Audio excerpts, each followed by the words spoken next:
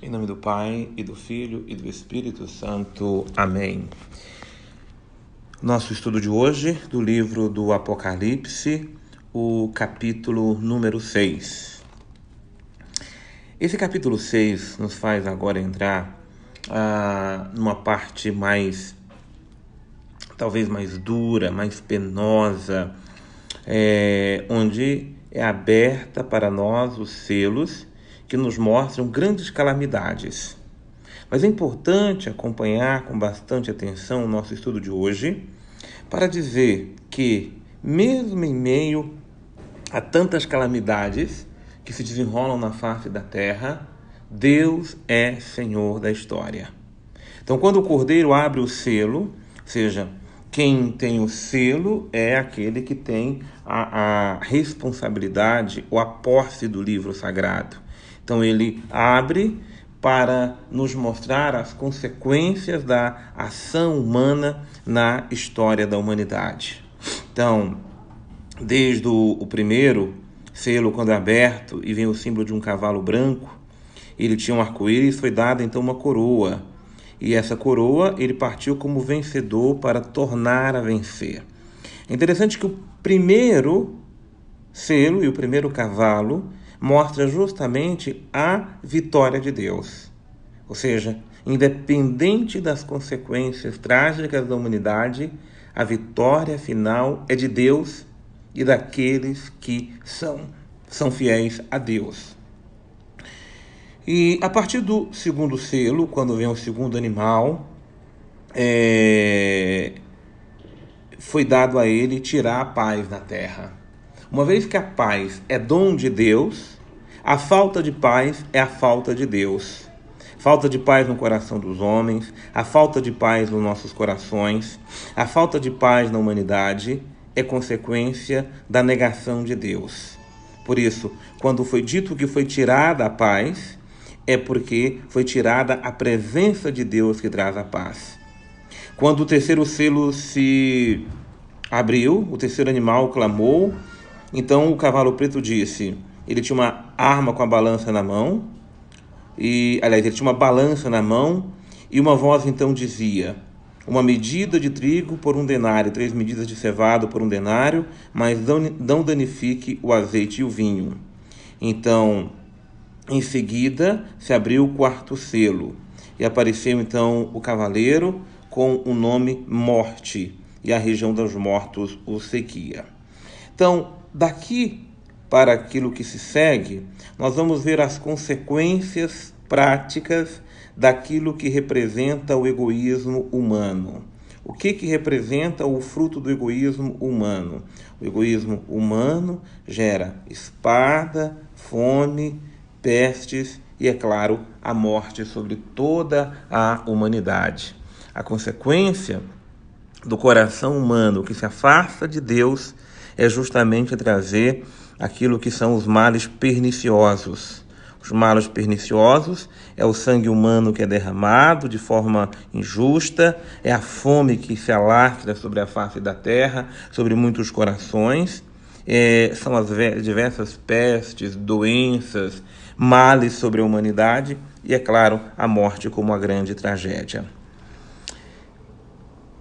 A beleza para nós, com certeza, é o versículo 9, porque quando o quinto selo é aberto, debaixo do altar estavam as almas dos homens imolados por causa da palavra de Deus e por causa do testemunho que eles eram depositários. Olha que riqueza. Primeiro, as almas estavam protegidas, cuidadas, guardadas, debaixo do altar do Senhor.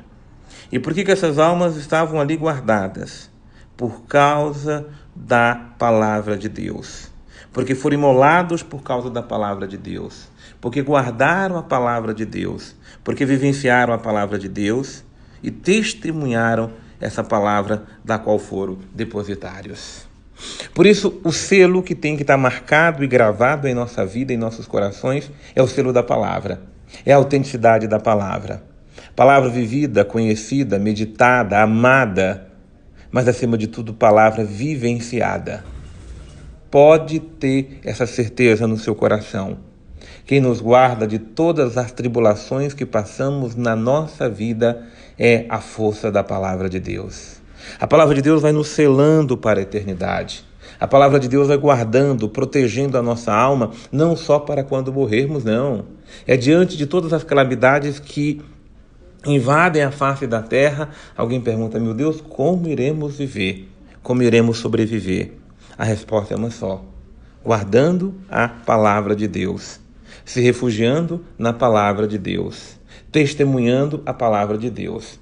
Ela é força, ela é luz, ela é a direção que a nossa vida precisa. E a sequência diz que, em alta voz, as almas então clamavam: até quando tu, que és o Senhor, o Santo verdadeiro, ficarás sem fazer justiça e sem vingar o vosso sangue contra os habitantes da terra?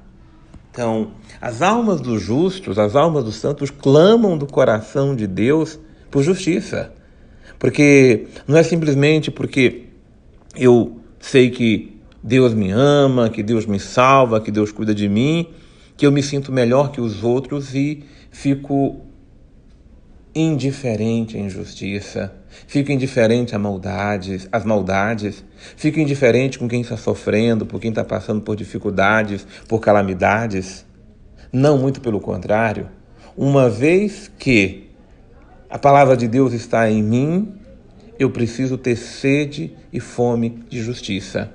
É uma das bem-aventuranças, feliz, bem-aventurada aqueles que têm fome e sede de justiça, porque serão saciados. Então, quando nós clamamos de Deus essa justiça, por toda a face da terra, é o próprio Deus que sacia o nosso coração. Ele próprio que sacia a nossa alma. E o que se segue é quando os outros selos são abertos, vêm os acontecimentos catastróficos. A grande terremoto, o sol que escurece e elementos estarrecedores que muitas vezes criam fantasias na cabeça das pessoas e no coração também humano. A humanidade já passou por grandes calamidades no passado, passa por calamidades no tempo presente e passará por calamidades no tempo futuro.